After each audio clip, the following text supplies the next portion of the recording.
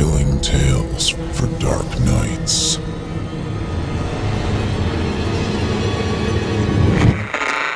Want to make sure you never miss a Chilling Tales for Dark Nights video again? Be sure to subscribe and hit that bell to turn on notifications.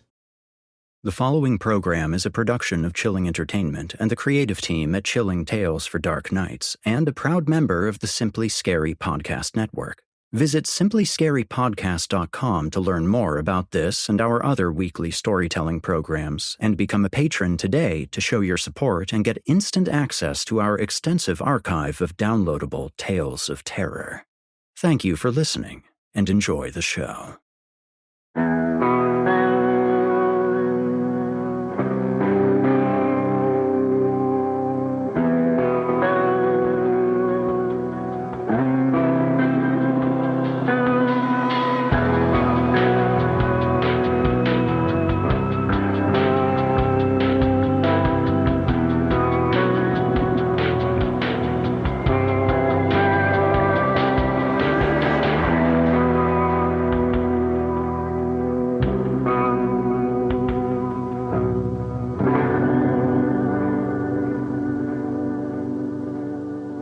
Disclaimer.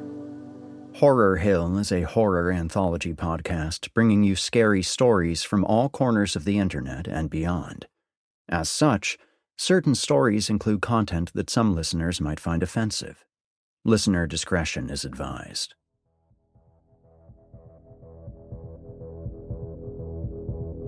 Greetings, listeners, and welcome back to Horror Hill. I'm Erik Peabody, your host and narrator, and as you listen to this right now, I have switched my hat from horror story narrator to thrash guitarist, and am in the lovely town of Syracuse, New York, preparing to perform. Since I'm otherwise preoccupied for the time being, this episode and next week's episode have been prepared in advance, and I decided to pull some old classics out of the vault for the occasion. We've covered a few classic stories over the summer, but with the spooky season officially upon us, it just felt right to go back to one of the masters. That's right, listeners. You know him, you love him, you're probably conflicted about his overtly racist themes. It's good old Lantern Jaw himself, H.P. Lovecraft. Tonight, our selection is The Thing on the Doorstep, a story written in the last few years of Lovecraft's life, and, in my opinion, one of his most unique tales. Of course, we get some mainstays in this story, like mentions of Shoggoths and Shub-Niggurath, but the primary focus is on the relationship between one Edward Derby and his wife, Asenath Waite. While it works wonderfully, in my opinion, as a strictly surface-level tale of evil sorcery, there's depth here that we don't frequently see in Lovecraft's works, and it explores themes of identity and interpersonal relationships with a much defter hand than I would have expected. But I'm not here to pontificate on its literary merits. When all is said and done, The Thing on the Doorstep is a solid, tight horror excursion, far ahead of its time and with one of the most grotesquely hideous turns I've seen among his work.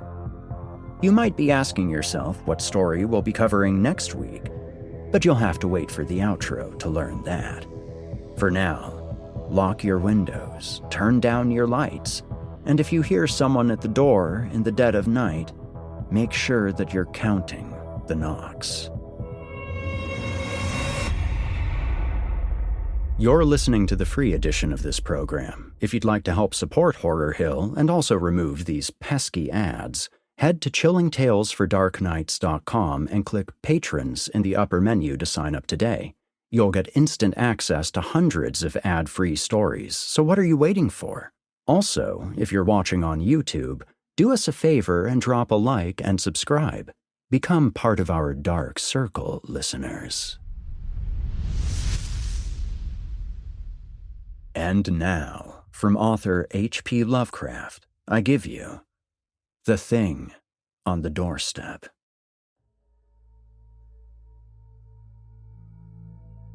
1. It is true that I have sent 6 bullets through the head of my best friend, and yet I hope to show by this statement that I am not his murderer. At first, I shall be called a madman, madder than the man I shot in his cell at the Arkham Sanitarium. Later, some of my readers will weigh each statement, correlate it with the known facts, and ask themselves how I could have believed otherwise than as I did after facing the evidence of that horror. That thing on the doorstep.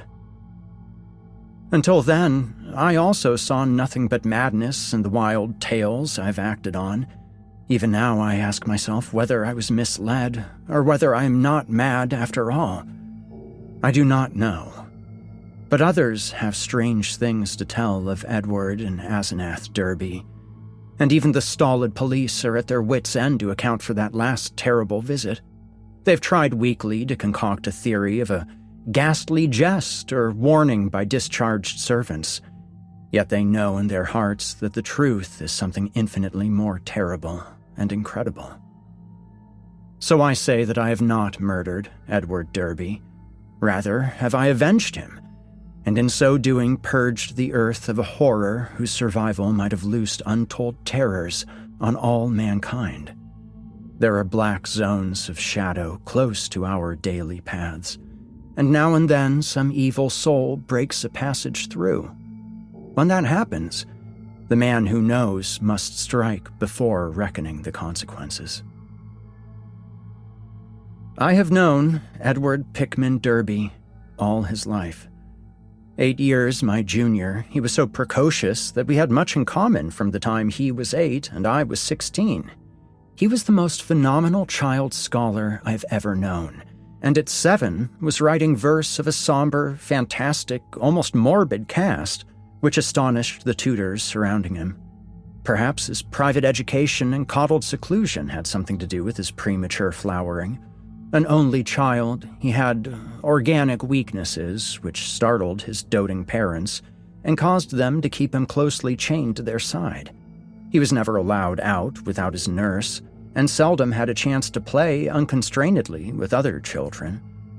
All this doubtless fostered a strange, secretive inner life in the boy, with imagination as his one avenue of freedom. At any rate, his juvenile learning was prodigious and bizarre, and his facile writings such as to captivate me despite my greater age. About that time I had leanings toward art of a somewhat grotesque cast, and I found in this younger child a rare kindred spirit. What lay behind our joint love of shadows and marvels was, no doubt, the ancient, moldering, and subtly fearsome town in which we lived, witch-cursed, legend-haunted Arkham, whose huddled, sagging gambrel roofs and crumbling Georgian balustrades brood out the centuries beside the darkly muttering Miskatonic. As time went by, I turned to architecture and gave up my design of illustrating a book of Edward's demoniac poems, yet our comradeship suffered no lessening. Young Derby's odd genius developed remarkably, and in his 18th year, his collected nightmare lyrics made a real sensation when issued under the title Azathoth and Other Horrors. He was a close correspondent of the notorious Baudelarian poet Justin Jeffrey, who wrote The People of the Monolith, and died screaming in a madhouse in 1926 after a visit to a sinister, ill-regarded village in Hungary. In self-reliance and practical affairs, however, Derby was greatly retarded because of his coddled existence. His health had improved, but his habits of childish dependence were fostered by over-careful parents, so that he never traveled alone, made independent decisions, or assumed responsibilities. It was early seen that he would not be equal to a struggle in the business or professional arena, but the family fortune was so ample that this formed no tragedy.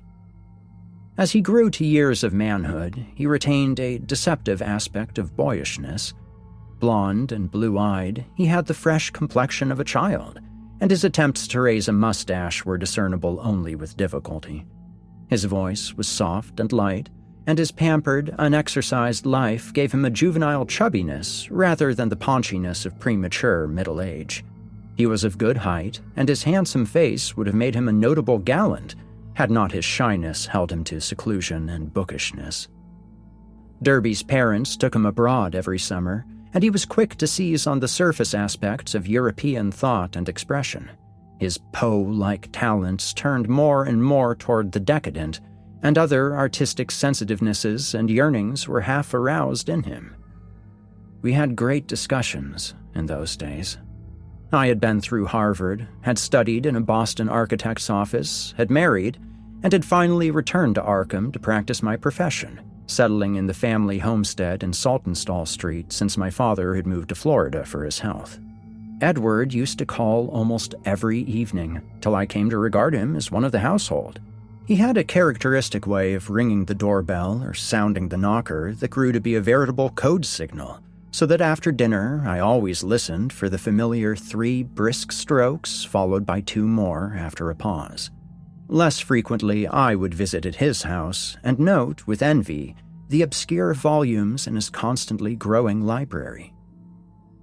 Derby went through Miskatonic University in Arkham, since his parents would not let him board away from them.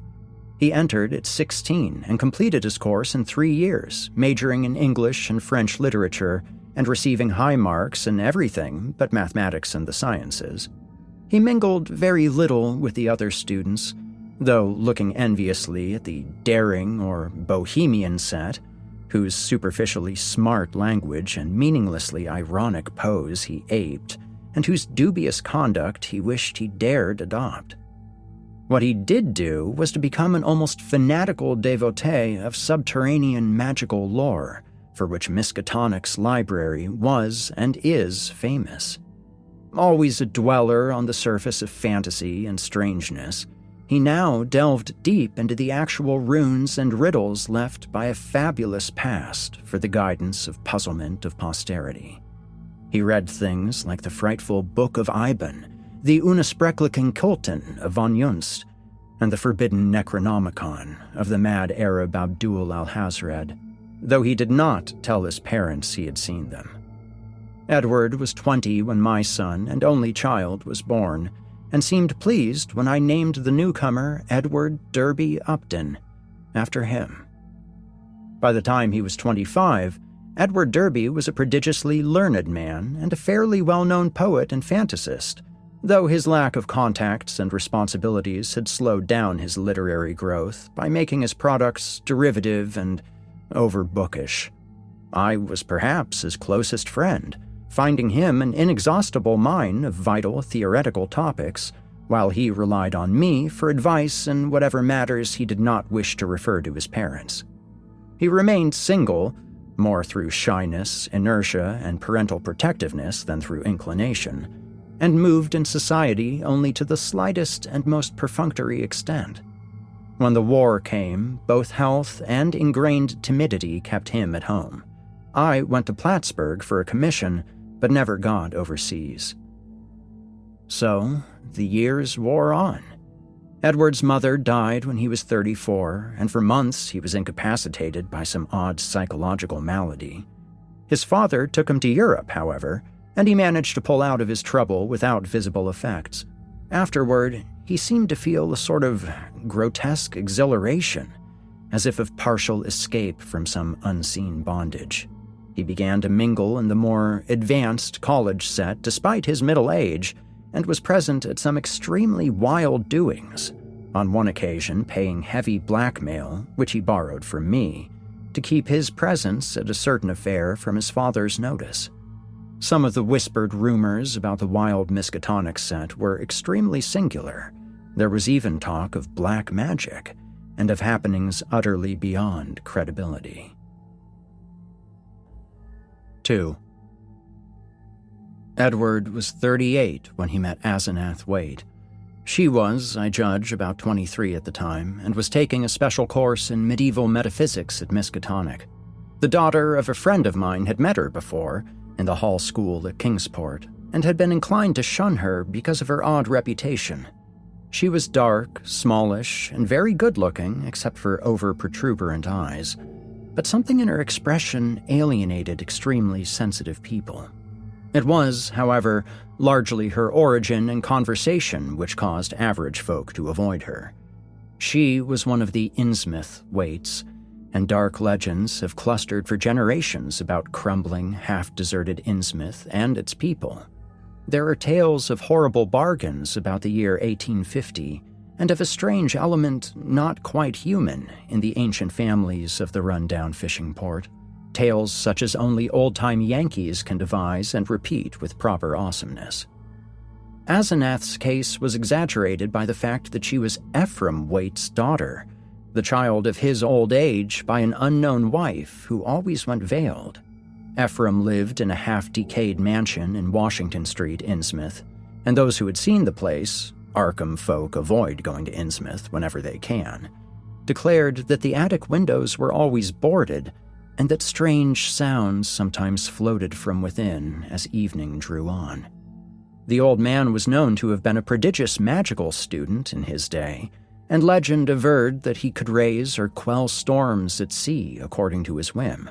I had seen him once or twice in my youth as he came to Arkham to consult forbidden tomes at the college library, and had hated his wolfish, saturnine face with its tangle of iron-gray beard.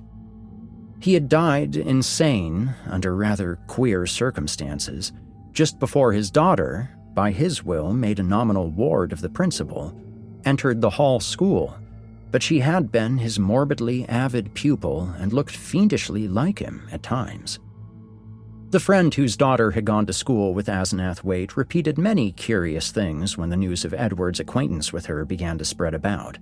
Asenath, it seemed, had posed as a kind of magician at school and had really seemed able to accomplish some highly baffling marvels.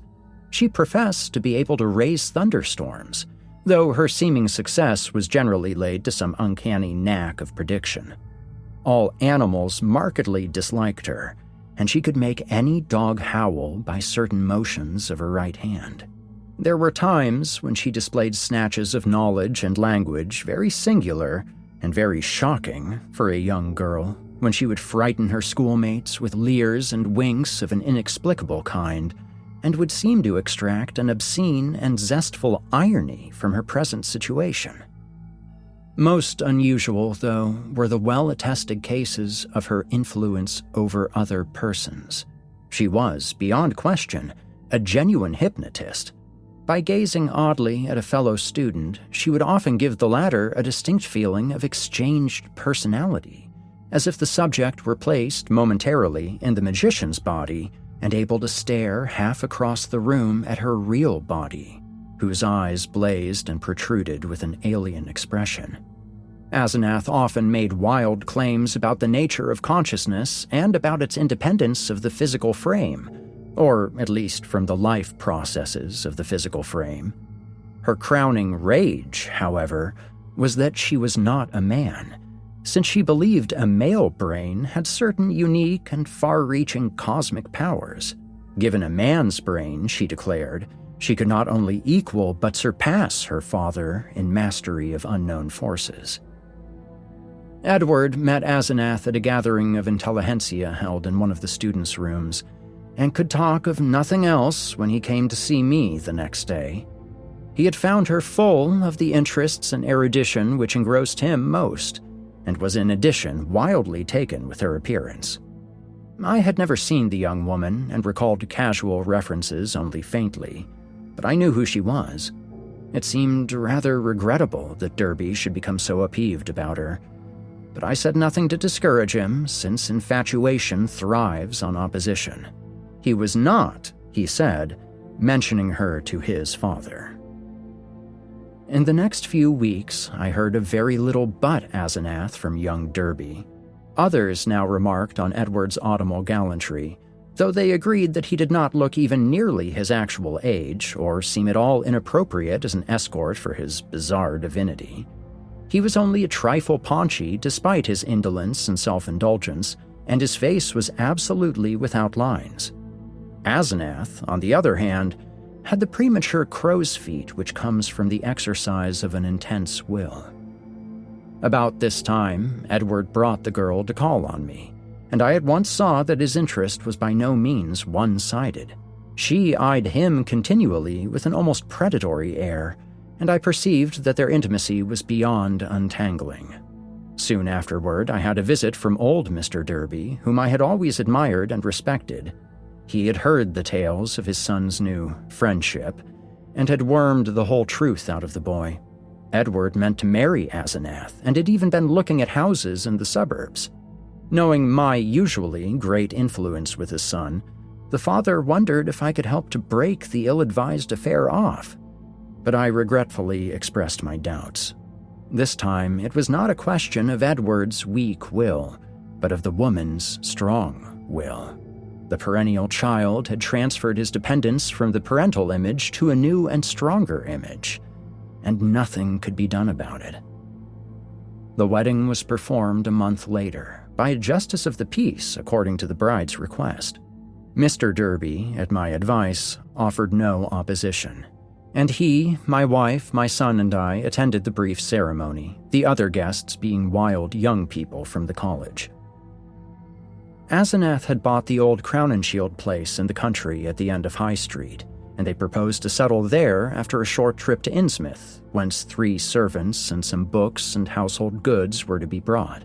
It was probably not so much consideration for Edward and his father, as a personal wish to be near the college, its library, and its crowd of sophisticates that made Asenath settle in Arkham instead of returning permanently home. When Edward called on me after the honeymoon, I thought he looked slightly changed. Asenath had made him get rid of the undeveloped mustache, but there was more than that. He looked soberer and more thoughtful, his habitual pout of childish rebelliousness being exchanged for a look almost of genuine sadness. I was puzzled to decide whether I liked or disliked the change. Certainly, he seemed for the moment more normally adult than ever before. Perhaps the marriage was a good thing. Might not the change of dependence form a start toward actual neutralization, leading ultimately to responsible independence? He came alone, for Asenath was very busy. She had brought a vast store of books and apparatus from Innsmouth. Derby shuddered as he spoke the name, and was finishing the restoration of the Crown and Shield house and grounds. Her home in that town was a rather disquieting place, but certain objects in it had taught him some surprising things. He was progressing fast in esoteric lore now that he had Asenath's guidance. Some of the experiments she proposed were very daring and radical. He did not feel at liberty to describe them, but he had confidence in her powers and intentions.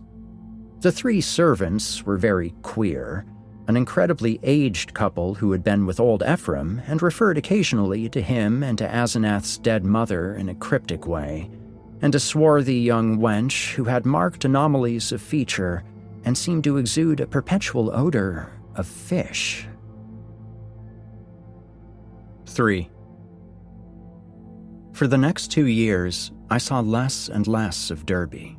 A fortnight would sometimes slip by without the familiar 3 and 2 strokes at the front door, and when he did call, or when, as happened with increasing frequency, I called on him, he was very little disposed to converse on vital topics.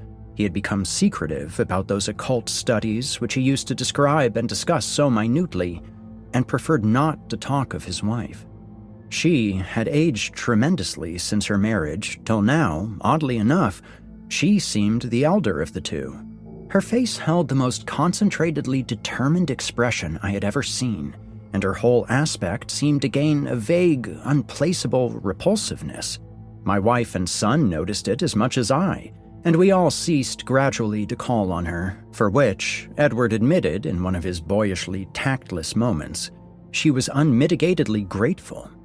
Occasionally, the Derbys would go on long trips, ostensibly to Europe, though Edward sometimes hinted at obscurer destinations. It was after the first year that people began talking about the change in Edward Derby. It was very casual talk, for the change was purely psychological, but it brought up some interesting points. Now and then, it seemed, Edward was observed to wear an expression and do things wholly incompatible with his usual flabby nature.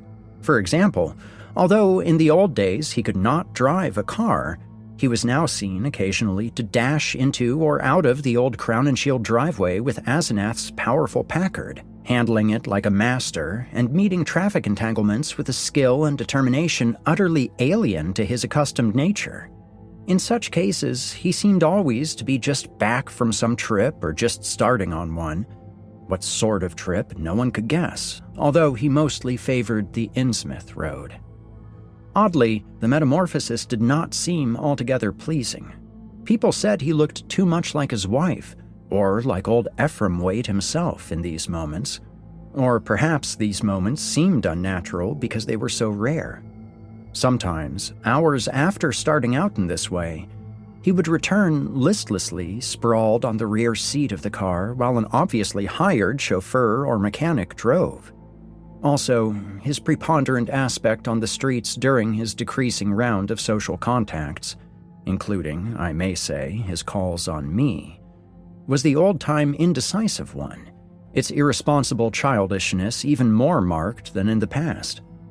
While Asenath's face aged, Edward's, aside from those exceptional occasions, actually relaxed into a kind of exaggerated immaturity, save when a trace of the new sadness or understanding would flash across it.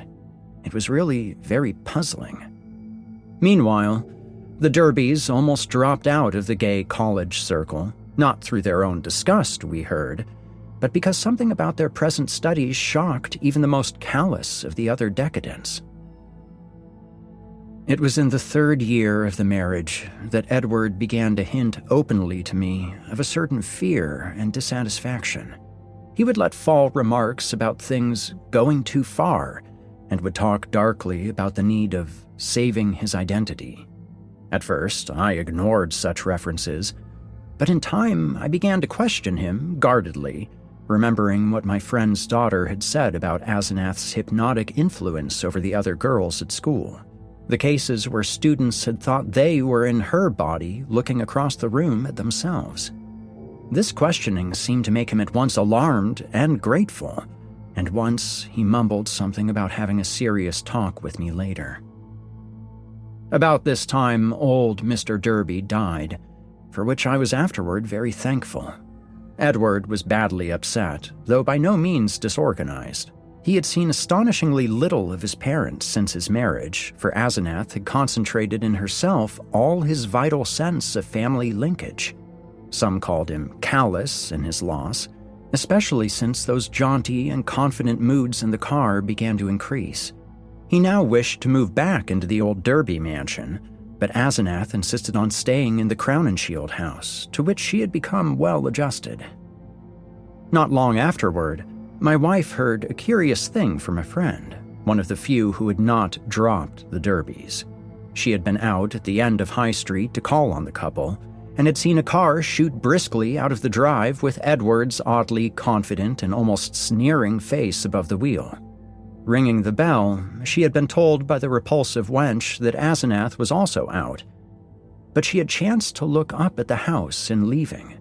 There, at one of Edward's library windows, she had glimpsed a hastily withdrawn face, a face whose expression of pain, defeat, and wistful hopelessness was poignant beyond description. It was, incredibly enough, in view of its usual domineering cast, Asenath's, yet the caller had vowed that in that instant, the sad, muddled eyes of poor Edward were gazing out from it. Edward's calls now grew a trifle more frequent, and his hints occasionally became concrete. What he said was not to be believed, even in centuried and legend-haunted Arkham, but he threw out his dark lore with a sincerity and convincingness which made one fear for his sanity. He talked about terrible meetings and lonely places, of cyclopean ruins in the heart of the Maine woods, beneath which vast staircases led down to abysses of nighted secrets, of complex angles that led through invisible walls to other regions of space and time, and of hideous exchanges of personality that permitted explorations in remote and forbidden places, on other worlds, and in different space-time continua. He would now and then back up certain crazy hints by exhibiting objects which utterly nonplussed me, elusively colored and bafflingly textured objects like nothing ever heard of on Earth, whose insane curves and surfaces answered no conceivable purpose and followed no conceivable geometry. These things, he said, came from outside, and his wife knew how to get them. Sometimes, but always in frightened and ambiguous whispers, he would suggest things about old Ephraim Waite, whom he had seen occasionally at the college library in the old days. These adumbrations were never specific, but seemed to revolve around some especially horrible doubt as to whether the old wizard were really dead, in a spiritual as well as corporeal sense. At times, Derby would halt abruptly in his revelations, and I wondered whether Asenath could possibly have divined his speech at a distance and cut him off through some unknown sort of telepathic mesmerism, some power of the kind she had displayed at school. Certainly, she suspected that he told me things, for as the weeks passed, she tried to stop his visits with words and glances of a most inexplicable potency. Only with difficulty could he get to see me, for although he would pretend to be going somewhere else, some invisible force would generally clog his motions or make him forget his destination for the time being. His visits usually came when Asenath was away in her own body, as he once oddly put it. She always found out later. The servants watched his goings and comings, but evidently she thought it inexpedient to do anything drastic. 4. Derby had been married more than 3 years on that August day when I got the telegram from Maine. I had not seen him for 2 months, but had heard he was away on business. Asenath was supposed to be with him, though watchful gossips declared there was someone upstairs in the house behind the doubly curtained windows. They had watched the purchases made by the servants. And now the town marshal of Chesuncook had wired of the draggled madman who stumbled out of the woods with delirious ravings and screamed to me for protection. It was Edward, and he had been just able to recall his own name and my name and address. Chesuncook is close to the wildest, deepest, and least explored forest belt in Maine, and it took a whole day of feverish jolting through fantastic and forbidding scenery to get there in a car. I found Derby in a cell at the town farm, vacillating between frenzy and apathy. He knew me at once, and began pouring out a meaningless, half-incoherent torrent of words in my direction. "Dan, for God's sake, the pit of the Shoggoths, down the 6,000 steps, the abomination of abominations. I would never let her take me, and then I found myself there. Yeah, Shub-Niggurath. The shape rose up from the altar, and there were 500 that howled. The hooded thing bleated, 'Camog, Camog.' That was old Ephraim's secret name in the coven. I was there, where she promised she wouldn't take me. A minute before, I was locked in the library. And then I was there, where she had gone with my body, in the place of utter blasphemy, the unholy pit where the black realm begins and the watcher guards the gate. I saw a Shoggoth. It changed shape. I can't stand it. I won't stand it. I'll kill her if she ever sends me there again. I'll kill that entity, her, him, it. I'll kill it. I'll kill it with my own hands." It took me an hour to quiet him, but he subsided at last. The next day, I got him decent clothes in the village and set out with him for Arkham. His fury of hysteria was spent, and he was inclined to be silent, though he began muttering darkly to himself when the car passed through Augusta, as if the sight of a city aroused unpleasant memories.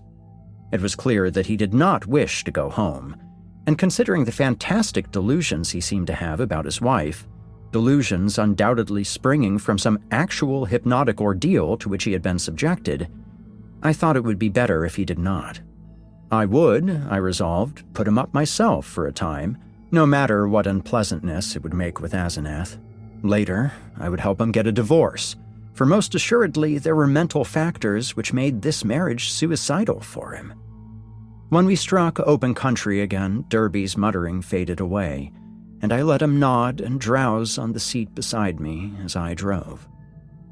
During our sunset dash through Portland, the muttering commenced again, more distinctly than before, and as I listened, I caught a stream of utterly insane drivel about Asenath. The extent to which he preyed on Edward's nerves was plain, for he had woven a whole set of hallucinations around her. His present predicament, he mumbled furtively, was only one of a long series. She was getting hold of him, and he knew that someday she would never let go. Even now, she probably let him go only when she had to, because she couldn't hold on long at a time. She constantly took his body and went to nameless places for nameless rites, leaving him in her body and locking him upstairs. But sometimes she couldn't hold on, and he would find himself suddenly in his own body again in some far-off, horrible, and perhaps unknown place. Sometimes she'd get hold of him again, and sometimes she couldn't. Often he was left stranded somewhere as I had found him. Time and again he had to find his way home from frightful distances, getting somebody to drive the car after he found it. The worst thing was that she was holding on to him longer and longer at a time. She wanted to be a man, to be fully human. That was why she got hold of him. She had sensed the mixture of fine-wrought brain and weak will in him. Someday she would crowd him out and disappear with his body, disappear to become a great magician like her father, and leave him marooned in that female shell that wasn't even quite human. Yes, he knew about the Innsmouth blood now. There had been traffic with things from the sea. It was horrible. And old Ephraim, he had known the secret, and when he grew old, did a hideous thing to keep alive. He wanted to live forever. Asenath would succeed. One successful demonstration had taken place already. As Derby muttered on, I turned to look at him closely, verifying the impression of change which an earlier scrutiny had given me.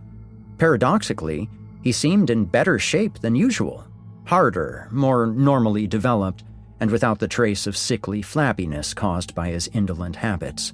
It was as if he had been really active and properly exercised for the first time in his coddled life, and I judged that Asenath's force must have pushed him into unwanted channels of motion and alertness. But just now, his mind was in a pitiable state, for he was mumbling wild extravagances about his wife, about black magic, about old Ephraim, and about some revelation which would convince even me. He repeated names which I recognized from bygone browsings in forbidden volumes, and at times made me shudder with a certain thread of mythological consistency, of convincing coherence, which ran through his meandering. Again and again he would pause, as if to gather courage for some final and terrible disclosure. Dan, don't you remember him? The wild eyes and the unkempt beard that never turned white? He glared at me once, and I never forgot it. Now she glares that same way, and I know why. He found it in the Necronomicon, the formula. I don't dare tell you the page yet, but when I do, you can read and understand. Then you will know what's engulfed me. On, body to body to body. He means never to die. The life glow, he knows how to break the link. It can flicker on a while even when the body's dead. I'll give you hints, maybe you'll guess. Listen, Dan, do you know why my wife always takes such pains with that silly backhand writing? Have you ever seen a manuscript of old Ephraim's? Do you want to know why I shivered when I saw some hasty notes Asenath had jotted down? Asenath. Is there such a person? Why did they half think there was poison in old Ephraim's stomach? Why do the Gilmans whisper about the way he shrieked like a frightened child when he went mad and Asenath locked him up in the padded attic room where the other had been? Was it old Ephraim's soul that was locked in? Who locked in whom? Why had he been looking for months for someone with a fine mind and weak will? Why did he curse that his daughter wasn't a son? Tell me, Daniel Upton, what devilish exchange was perpetrated in the House of Horror, where that blasphemous monster had his trusting, weak-willed, half-human child at his mercy? Didn't he make it permanent, as she'll do in the end with me? Tell me why that thing that calls itself Asenath writes differently when off guard, so that you can't tell its script from... Then the thing happened. Derby's voice was rising to a thin treble scream as he raved, when suddenly it was shut off with an almost mechanical click. I thought of those other occasions at my house when his confidences had abruptly ceased, when I had half fancied that some obscure telepathic wave of Asenath's mental force was intervening to keep him silent. This, though, was something altogether different, and, I felt, infinitely more horrible. The face beside me was twisted almost unrecognizably for a moment, while through the whole body there passed a shivering motion, as if all the bones, organs, muscles, nerves, and glands were readjusting themselves to a radically different posture, set of stresses, and general personality. Just where the supreme horror lay, I could not for my life tell. Yet there swept over me such a swamping wave of sickness and repulsion, such a freezing, petrifying sense of utter alienage and abnormality, that my grasp of the wheel grew feeble and uncertain. The figure beside me seemed less like a lifelong friend than like some monstrous intrusion from outer space, some damnable, utterly accursed focus of unknown and malign cosmic forces. I had faltered only a moment, but before another moment was over, my companion had seized the wheel and forced me to change places with him. The dusk was now very thick, and the lights of Portland far behind, so I could not see much of his face. The blaze of his eyes, though, was phenomenal, and I knew that he must now be in that queerly energized state, so unlike his usual self, which so many people had noticed. It seemed odd and incredible that listless Edward Derby, he who could never assert himself and who had never learned to drive, should be ordering me about and taking the wheel of my own car. Yet, that was precisely what had happened. He did not speak for some time, and in my inexplicable horror, I was glad he did not. In the lights of Biddeford and Saco, I saw his firmly set mouth and shivered at the blaze of his eyes. The people were right.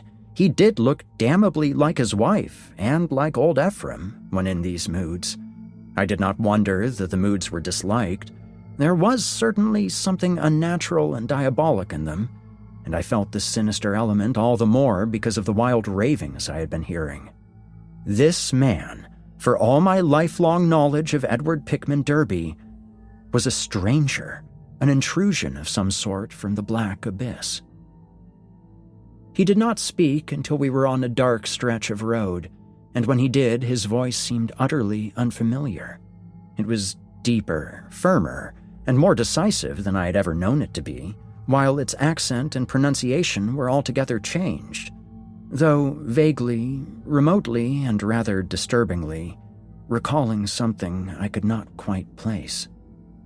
There was, I thought, a trace of very profound and very genuine irony in the timbre, not the flashy, meaninglessly jaunty pseudo-irony of the callow sophisticate, which Derby had habitually affected, but something grim, basic, pervasive, and potentially evil. I marveled at the self-possession so soon following the spell of panic-struck muttering. "I hope you'll forget my attack back there, Upton," he was saying. "You know what my nerves are, and I guess you can excuse such things. I'm enormously grateful, of course, for this lift home. And you must forget, too, any crazy things I may have been saying about my wife, and about things in general. That's what comes from overstudy in a field like mine. My philosophy is full of bizarre concepts, and when the mind gets worn out, it cooks up all sorts of imaginary, concrete applications. I shall take a rest from now on. You probably won't see me for some time, and you needn't blame Asenath for it. This trip was a bit queer, but it's really very simple. There are certain Indian relics in the North Woods, standing stones and all that, which mean a good deal in folklore, and Asenath and I are following that stuff up. It was a hard search, so I seem to have gone off my head. I must send somebody for the car when I get home. A month's relaxation will put me back on my feet. I do not recall just what my own part of the conversation was, for the baffling alienage of my seatmate filled all of my consciousness. With every moment, my feeling of elusive cosmic horror increased, till at length I was in a virtual delirium of longing for the end of the drive. Derby did not offer to relinquish the wheel, and I was glad of the speed with which Portsmouth and Newburyport flashed by. At the junction where the main highway runs inland and avoids Innsmouth, I was half afraid my driver would take the bleak shore road that goes through that damnable place. He did not, however, but darted rapidly past Rowley and Ipswich toward our destination. We reached Arkham before midnight and found the lights still on at the old Crown and Shield house. Derby left the car with a hasty repetition of his thanks, and I drove home alone with a curious feeling of relief. It had been a terrible drive, all the more terrible because I could not quite tell why, and I did not regret Derby's forecast of a long absence from my company. 5. The next 2 months were full of rumors. People spoke of seeing Derby more and more in his new energized state, and Asenath was scarcely ever in to her few callers. I had only one visit from Edward when he called briefly in Asenath's car, duly reclaimed from wherever he had left it in Maine, to get some books he had lent me. He was in his new state and paused only long enough for some evasively polite remarks. It was plain that he had nothing to discuss with me when in this condition, and I noticed that he did not even trouble to give the old 3 and 2 signal when ringing the doorbell. As, on that evening in the car, I felt a faint, infinitely deep horror which I could not explain, so that his swift departure was a prodigious relief. In mid-September, Derby was away for a week, and some of the decadent college set talked knowingly of the matter, hinting at a meeting with a notorious cult leader lately expelled from England who had established headquarters in New York. For my part, I could not get that strange ride from Maine out of my head. The transformation I had witnessed had affected me profoundly, and I caught myself again and again trying to account for the thing, and for the extreme horror it had inspired in me. But the oddest rumors were those about the sobbing in the old Crown and Shield house. The voice seemed to be a woman's, and some of the younger people thought it sounded like Asenath's. It was heard only at rare intervals and would sometimes be choked off, as if by force. There was talk of an investigation, but this was dispelled one day when Asenath appeared in the streets and chatted in a sprightly way with a large number of acquaintances, apologizing for her recent absences and speaking, incidentally, about the nervous breakdown and hysteria of a guest from Boston. The guest was never seen, but Asenath's appearance left nothing to be said. And then someone complicated matters by whispering that the sobs had, once or twice, been in a man's voice. One evening in mid-October, I heard the familiar 3 and 2 ring at the front door. Answering it myself, I found Edward on the steps, and saw in a moment that his personality was the old one, which I had not encountered since the day of his ravings on that terrible ride from Chesuncook. His face was twitching with a mixture of odd emotions in which fear and triumph seemed to share dominion, and he looked furtively over his shoulder as I closed the door behind him. Following me clumsily to the study, he asked for some whiskey to steady his nerves.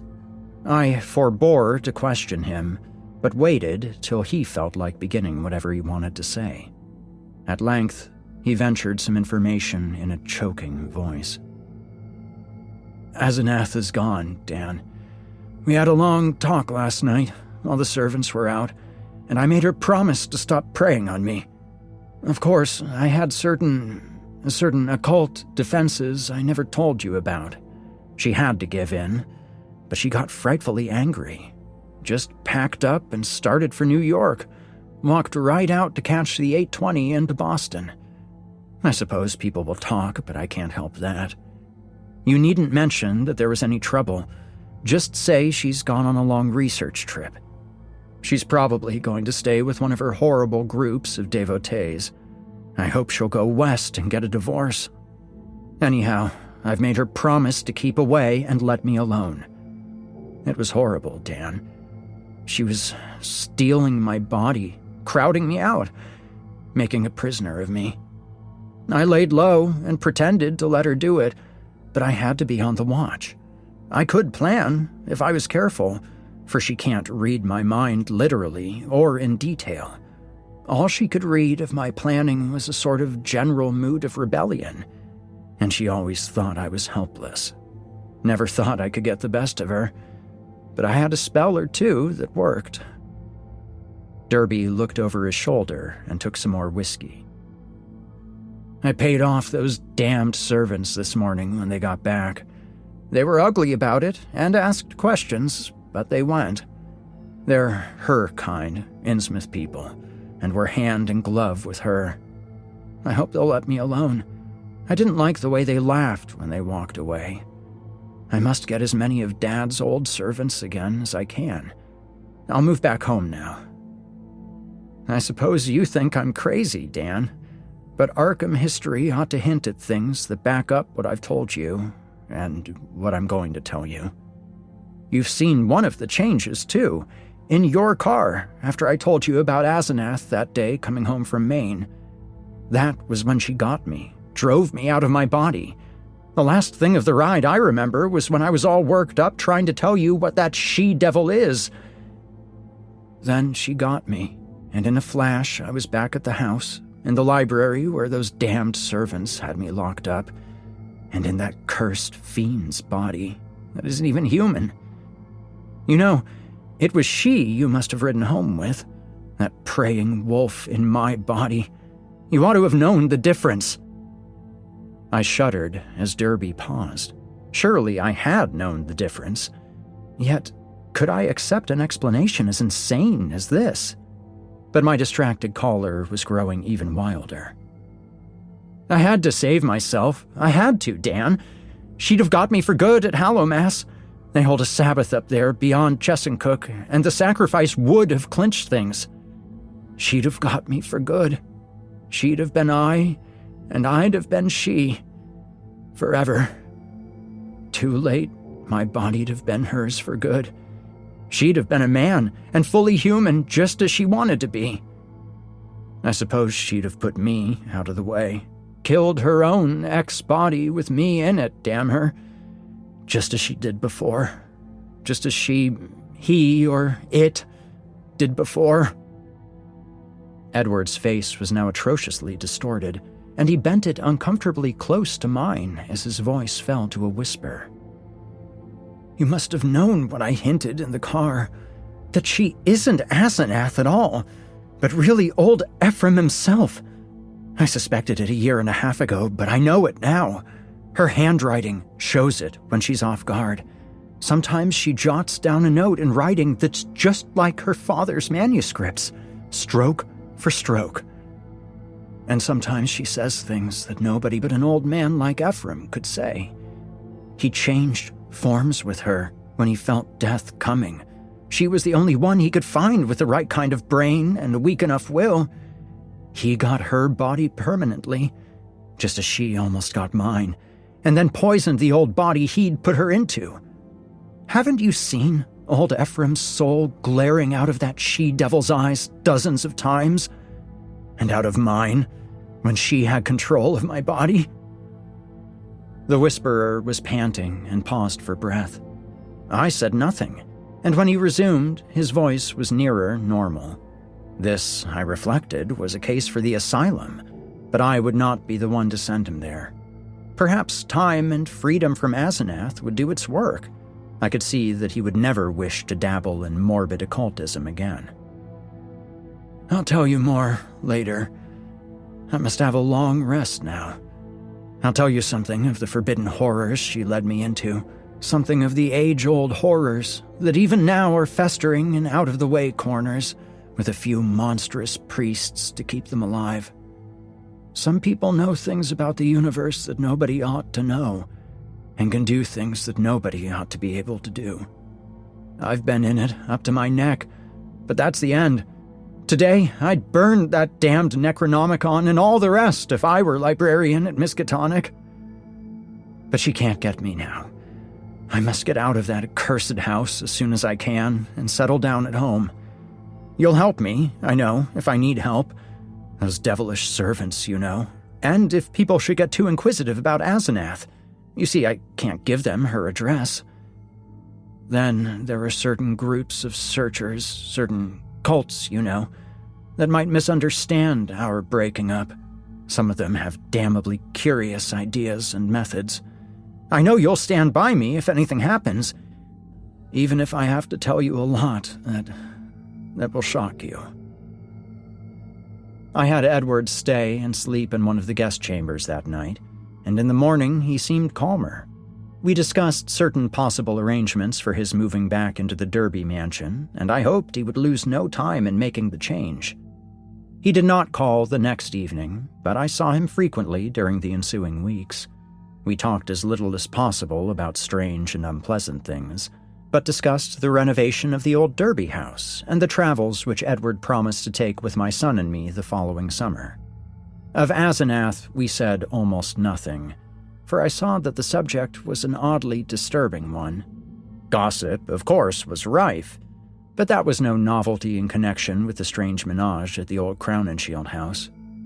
One thing I did not like was what Derby's banker let fall in an overexpansive mood at the Miskatonic Club, about the checks Edward was sending, regularly, to a Moses and Abigail Sargent and a Eunice Babson in Innsmouth. That looked as if those evil-faced servants were extorting some kind of tribute from him, yet he had not mentioned the matter to me.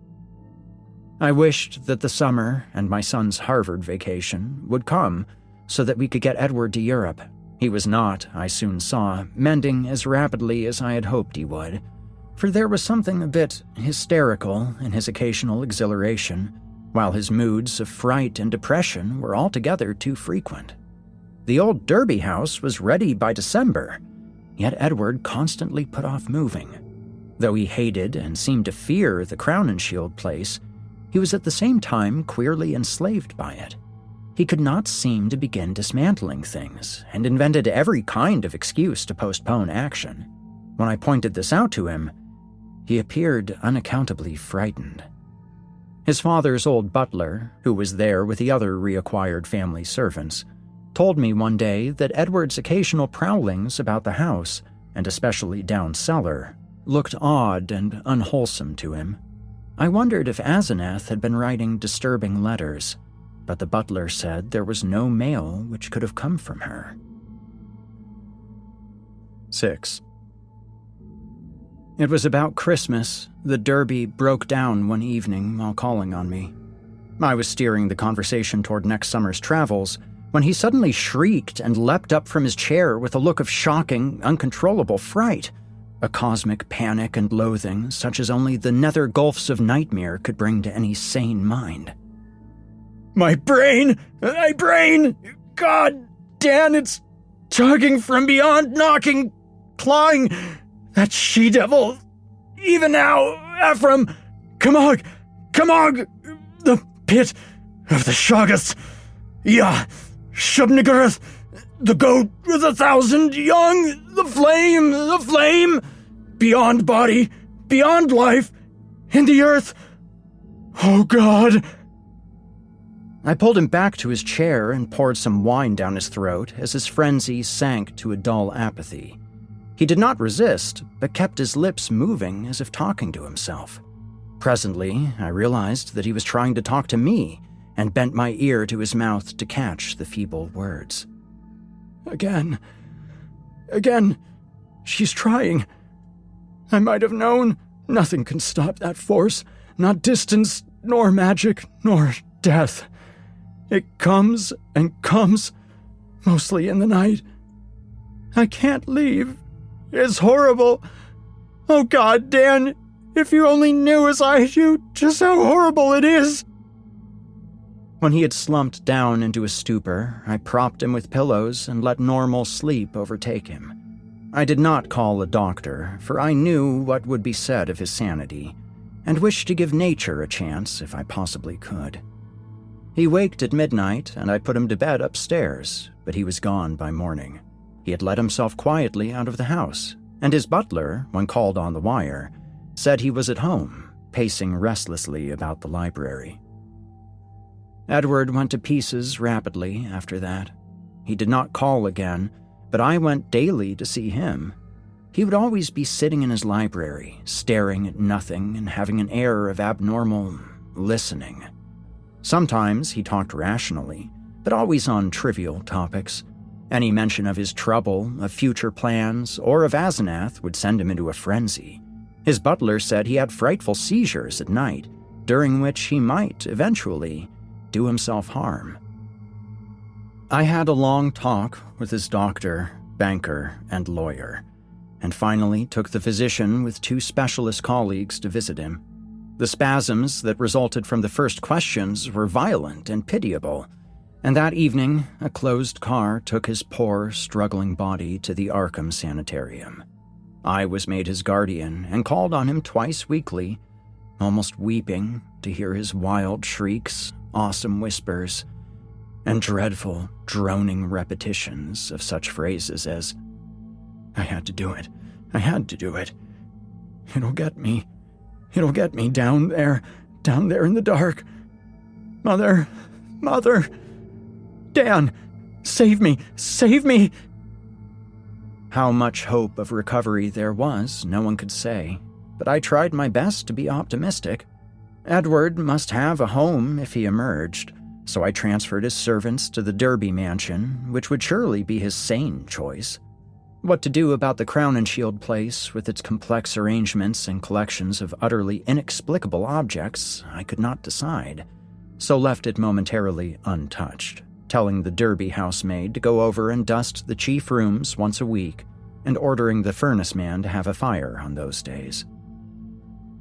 The final nightmare came before Candlemas, heralded, in cruel irony, by a false gleam of hope. One morning, late in January, the sanitarium telephoned to report that Edward's reason had suddenly come back. His continuous memory, they said, was badly impaired, but sanity itself was certain. Of course, he must remain some time for observation, but there could be little doubt of the outcome. All going well, he would surely be free in a week. I hastened over in a flood of delight, but stood bewildered when a nurse took me to Edward's room. The patient rose to greet me, extending his hand with a polite smile. But I saw in an instant that he bore the strangely energized personality which had seemed so foreign to his own nature, the competent personality I had found so vaguely horrible, and which Edward himself had once vowed was the intruding soul of his wife. There was the same blazing vision, so like Asenath's and old Ephraim's, and the same firm mouth, and when he spoke, I could sense the same grim, pervasive irony in his voice, the deep irony so redolent of potential evil. This was the person who had driven my car through the night 5 months before. The person I had not seen since that brief call when he had forgotten the old-time doorbell signal and stirred such nebulous fears in me. And now he filled me with the same dim feeling of blasphemous alienage and ineffable cosmic hideousness. He spoke affably of arrangements for release, and there was nothing for me to do but assent, despite some remarkable gaps in his recent memories. Yet I felt that something was terribly, inexplicably wrong and abnormal. There were horrors in this thing that I could not reach. This was a sane person, but was it indeed the Edward Derby I had known? If not, who or what was it, and where was Edward? Ought it to be free or confined, or ought it to be extirpated from the face of the earth? There was a hint of the abysmally sardonic in everything the creature said. The Asenath-like eyes lent a special and baffling mockery to certain words about the early liberty earned by an especially close confinement, I must have behaved very awkwardly and was glad to beat a retreat. All that day and the next, I racked my brain over the problem. What had happened? What sort of mind looked out through those alien eyes in Edward's face? I could think of nothing but this dimly terrible enigma, and gave up all efforts to perform my usual work. The second morning, the hospital called up to say that the recovered patient was unchanged, and by evening, I was close to a nervous collapse, a state I admit, though others will vow it colored my subsequent vision. I have nothing to say on this point except that no madness of mine could account for all the evidence. 7. It was in the night, after that second evening, that stark, utter horror burst over me and weighted my spirit with a black, clutching panic from which it can never shake free. It began with a telephone call just before midnight. I was the only one up and sleepily took down the receiver in the library. No one seemed to be on the wire, and I was about to hang up and go to bed when my ear caught a very faint suspicion of sound at the other end. Was someone trying, under great difficulties, to talk? As I listened, I thought I heard a sort of half-liquid bubbling noise.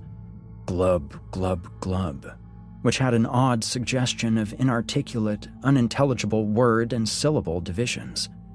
I called, "Who is it?" But the only answer was glub, glub, glub, glub. I could only assume that the noise was mechanical, but fancying that it might be a case of a broken instrument able to receive but not send, I added, "I can't hear you. Better hang up and try information." Immediately, I heard the receiver go on the hook at the other end. This, I say, was just before midnight. When that call was traced afterward, it was found to come from the old Crown and Shield house, though it was fully half a week from the housemaid's day to be there.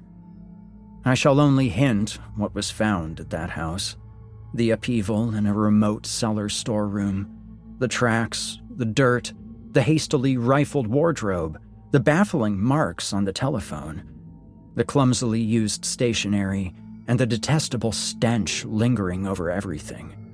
The police, poor fools, have their smug little theories and are still searching for those sinister discharged servants who have dropped out of sight amidst the present furor. They speak of a ghoulish revenge for things that were done and say I was included because I was Edward's best friend and advisor. Idiots. Do they fancy those brutish clowns could have forged that handwriting? Do they fancy they could have brought what later came? Are they blind to the changes in that body that was Edward's? As for me, I now believe all that Edward Derby ever told me. There are horrors beyond life's edge that we do not suspect, and once in a while, man's evil prying calls them just within our range. Ephraim, Asenath, that devil called them in, and they engulfed Edward, as they are engulfing me. Can I be sure that I'm safe? Those powers survive the life of the physical form. The next day, in the afternoon, when I pulled out of my prostration and was able to walk and talk coherently, I went to the madhouse and shot him dead for Edward's and the world's sake. But can I be sure till he is cremated? They're keeping the body for some silly autopsies by different doctors. But I say he must be cremated. He must be cremated. He who was not Edward Derby when I shot him. I shall go mad if he is not, for I may be next. But my will is not weak, and I shall not let it be undermined by the terrors I know are seething around it. One life, Ephraim, Asenath, and Edward. Who now? I will not be driven out of my body. I will not change souls with that bullet-ridden lich in the madhouse. But let me try to tell coherently of that final horror. I will not speak of what the police persistently ignored, The tales of that dwarfed, grotesque, malodorous thing met by at least 3 wayfarers in High Street just before 2 o'clock, and the nature of the single footprints in certain places. I will say only that just about 2, the doorbell and knocker waked me. Doorbell and knocker both, plied alternately and uncertainly in a kind of weak desperation, and each trying to keep to Edward's old signal of 3 and 2 strokes. Roused from my sleep, my mind leapt into a turmoil. Derby at the door, and remembering the old code. That new personality had not remembered it. Was Edward suddenly back in his rightful state? Why was he here in such evident stress and haste? Had he been released ahead of time, or had he escaped?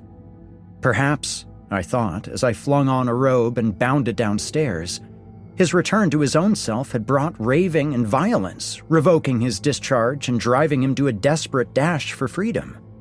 Whatever had happened, he was good old Edward again, and I would help him.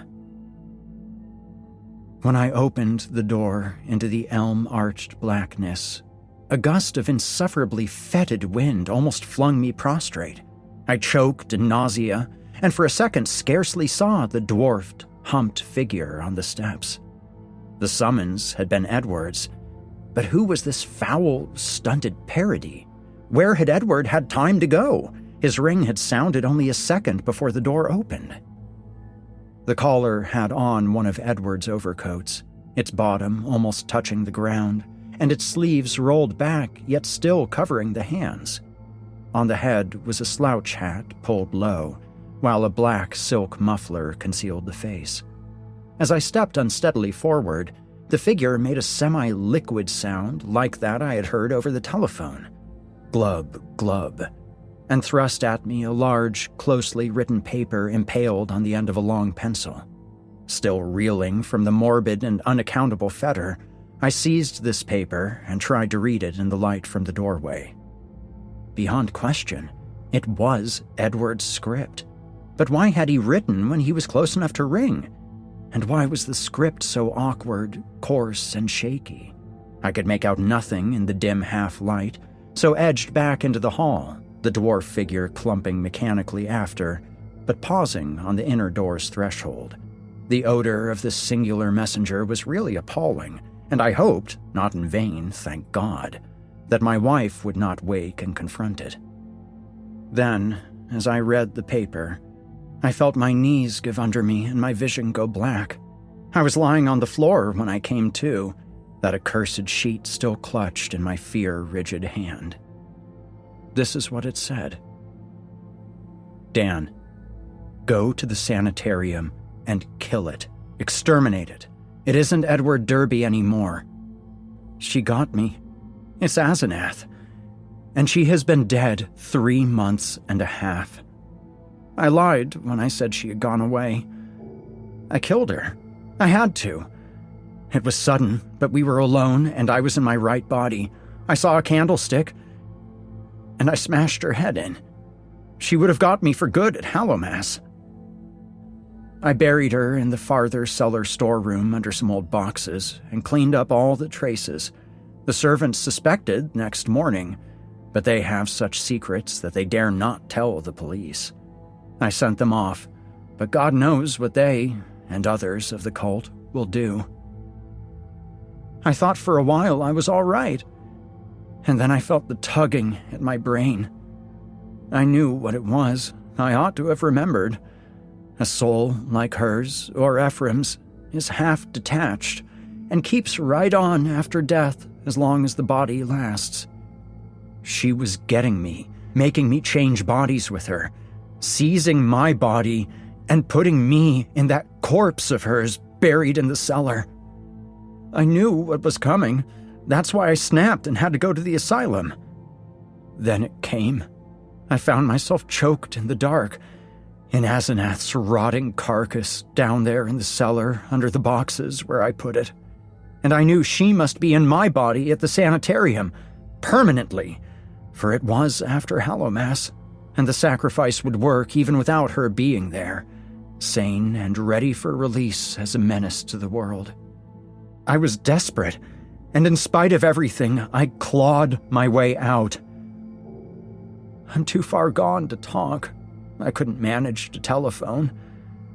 But I can still write. I'll get fixed up somehow and bring you this last word and warning.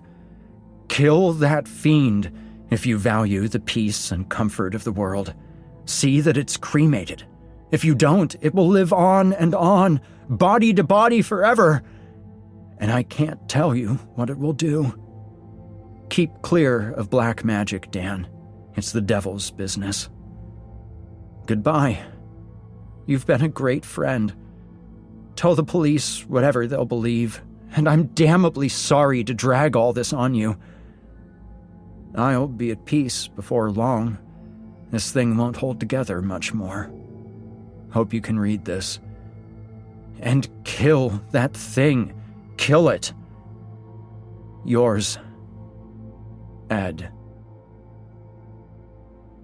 It was only afterward that I read the last half of this paper, for I'd fainted at the end of the third paragraph. I fainted again when I saw and smelled what cluttered up the threshold where the warm air had struck it. The messenger would not move or have consciousness anymore. The butler, tougher fibered than I, did not faint at what met him in the hall in the morning. Instead, he telephoned the police. When they came, I had been taken upstairs to bed, but the other mass lay where it had collapsed in the night. The men put handkerchiefs to their noses. What they finally found inside Edward's oddly assorted clothes was mostly liquescent horror. There were bones, too, and a crushed-in skull. Some dental work positively identified the skull as Asenath's.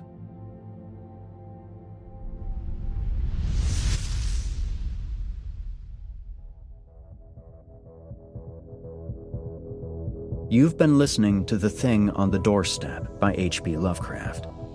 H.P. Lovecraft, 1890 to 1937, was a well-known writer of weird, sci-fi, and horror fiction in the first half of the 1900s, and his influence on those genres cannot be overstated. Some of his most well-known titles include The Call of Cthulhu, The Shadow over Innsmouth, and At the Mountains of Madness.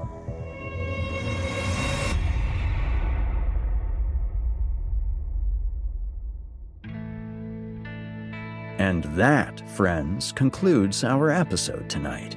I might be making some assumptions here, but let's have a round of applause for all of us that are not possessed by an ages-old sorcerer and have also never had our consciousnesses transported to the decaying body of a buried corpse. Sure, that might be a low bar, but with the world as strange as it is these days, I'm taking the victories where I can get them. Next week, we'll be continuing our brief foray into Lovecraft country with The Color Out of Space, another personal favorite of mine. I hope to see you all back for more Horror Hill. And until then, stay spooky. You've been listening to the Horror Hill Podcast, a production of Chilling Entertainment and the creative team at Chilling Tales for Dark Nights. Tonight's episode was hosted, narrated, scored, and finalized by yours truly, Erik Peabody. Additional music by Nikki McSorley. Got a terrifying tale of your own that you'd like performed? Email it to us at submissions@simplyscarypodcast.com to have your work considered for future production. Note that any writing utilizing artificial intelligence is ineligible. If you enjoyed tonight's episode, why not help us spread our dark presence online? You can follow Chilling Tales for Dark Nights on social media, and upvote, subscribe, and hit the bell notification icon if you're listening to this on YouTube. It helps us out a lot and also keeps you up to date on new episodes. If you'd like access to uninterrupted horror, free of ads and these annoying bookend segments, might I recommend signing up to be a patron? You'll get access to hundreds of episodes of this show, as well as everything from the other programs in the Chilling Tales for Dark Nights cabal. That means all of Scary Stories Told in the Dark, Drew Blood's Dark Tales, and more. It's a veritable smorgasbord of horrific delights. Head to chillingtalesfordarknights.com to get started. If you're looking for someone to narrate or handle audio production for your own personal project, I just so happen to know a guy.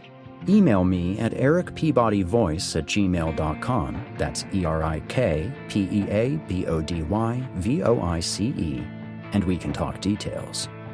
If darkness is what you're after, listener, your search is over. Yet, let it be known, you haven't found the darkness. The darkness has found you.